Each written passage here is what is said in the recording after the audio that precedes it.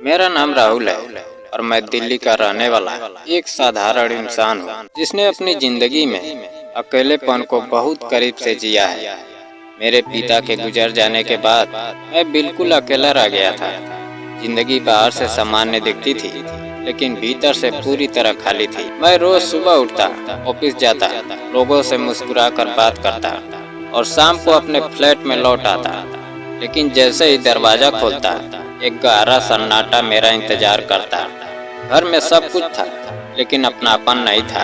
कोई मेरा इंतजार करने वाला नहीं था, कोई यह पूछने वाला नहीं था कि दिन कैसा रहा।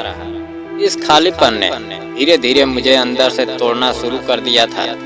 तभी मेरे दोस्तों ने मुझे शादी करने के लिए समझाया और बहुत सोचने के बाद मैं एक लड़की से मिलने के लिए तैयार हो गया। उसका नाम रिया था। जब मैंने उसे पहली बार देखा तो मुझे लगा जैसे मेरी जिंदगी बदल सकती है। वह सुंदर थी, शांत थी और उसमें एक सादगी थी जिसने मुझे प्रभावित किया। कुछ ही समय में हमारी शादी हो गई और सच कहूँ तो शादी के बाद मेरी जिंदगी में सचमुच रंग भर गए। घर में रौनक आ गई, आवाजें आने लगी, खुशबू आने लगी और मुझे लगा यह मेरा अकेलापन खत्म हो गया है। रिया घर का सारा काम अच्छे से करती थी, मुझे समय पर खाना देती थी और मेरी छोटी छोटी बातों का ख्याल रखती थी। मैं उसके साथ खुश था लेकिन धीरे धीरे मैंने उसकी कुछ आदतों को नोटिस करना शुरू किया। उसे हर समय मेकअप में रहना पसंद था। सुबह उठते ही वह शीशे के सामने खड़ी हो जाती और रात को भी बिना मेकअप उतारे सोती थी। शुरू में मुझे यह सब सामान्य लगा लेकिन समय के साथ मुझे यह अजीब लगने लगा। जब भी मैं उससे इस बारे में बात करता वह नाराज हो जाती और मुझे लगता शायद यह उसका स्वभाव है। लेकिन इसलिए मैंने खुद को समझा लिया। लेकिन धीरे धीरे उसके व्यवहार में बदलाव आने लगा। वह हर बात अपने तरीके से करने लगी, फैसले खुद लेने लगी और मेरी राय को महत्व देना बंद कर दिया। घर का माहौल बदलने लगा और मैं अपने ही घर में अजनबी जैसा महसूस करने लगा। हमारे बीच दूरी बढ़ती गई और एक दिन जब मैंने उससे परिवार और बच्चों के बारे में बात की तो उसने साफ मना कर दिया। उसकी बातों ने मुझे अंदर तक झकझोर दिया लेकिन मैंने फिर भी रिश्ता बचाने की कोशिश की।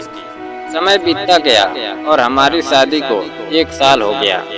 मैंने सोचा कि सालगिरह के मौके पर सब कुछ ठीक किया जा सकता है, इसलिए मैंने उसके लिए एक सरप्राइज प्लान किया। घर सजाया, केक लाया और उसकी पसंद का खाना मंगवाया।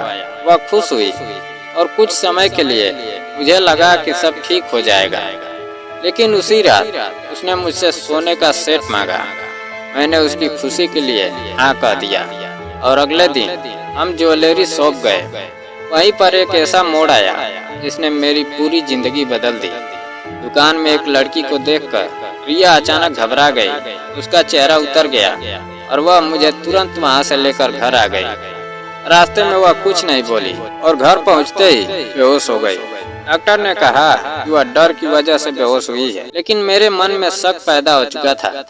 रात को जब मैं उसके माथे पर पानी की पट्टी रख रहा था तो उसका मेकअप उतरने लगा और पहली बार मैंने उसका असली चेहरा देखा। वह वैसी नहीं थी जैसी मुझे दिखाई देती थी। वह मुझसे काफी बड़ी उम्र की लग रही थी। मैं स्तब्ध रह गया।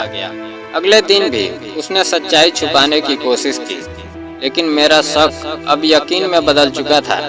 मैं वापस उसी दुकान गया और वहाँ उस लड़की से मिला।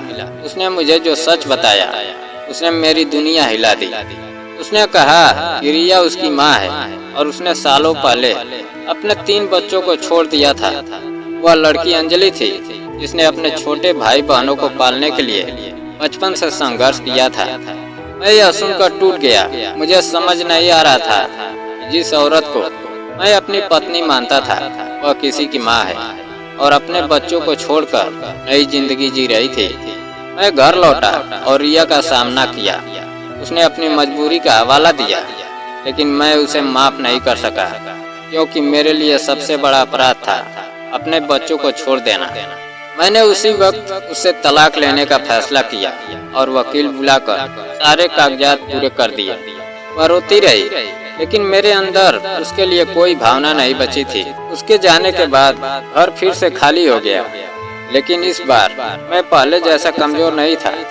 मैंने फैसला किया जो गलत हुआ उसे ठीक नहीं किया जा सकता, लेकिन आगे कुछ सही जरूर किया जा सकता है। मैं अंजलि और उसके भाई बहनों के पास गया, उनकी मदद की, उन्हें एक सुरक्षित जगह दिलवाई, उनकी पढ़ाई का इंतजाम किया और उनके साथ खड़ा रहा। आज मैं जब उन बच्चों को मुस्कुराते देखता हूँ तो मुझे सुकून मिलता है।